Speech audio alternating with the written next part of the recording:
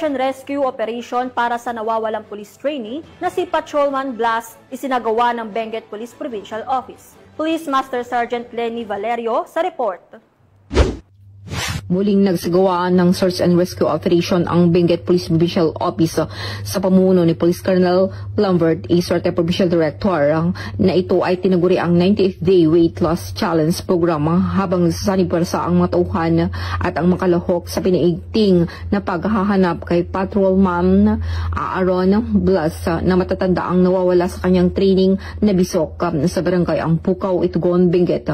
May kabuang 106 na individual ang aktibong nakibahagi sa operasyon, kabilang ang Benguet PPO organizers, isang medical team mula sa Regional Medical and Dental Unit Cordillera at ang 76 na kalahok ng 98th Day Weight Loss Challenge.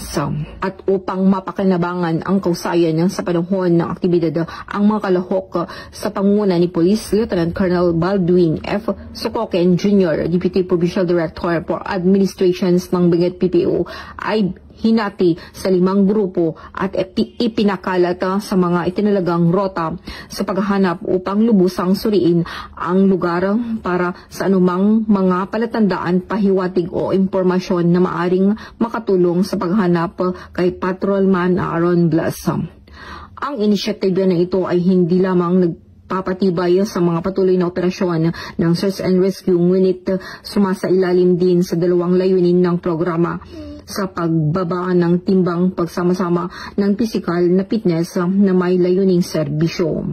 Sa 63 araw na natitira bago ang huling weigh-in, binagtas ng mga kalahok ang train ng Ampukaw na subok ang kanilang tibay habang nag-aambag sa isang misyon na may malaking kahalagahan.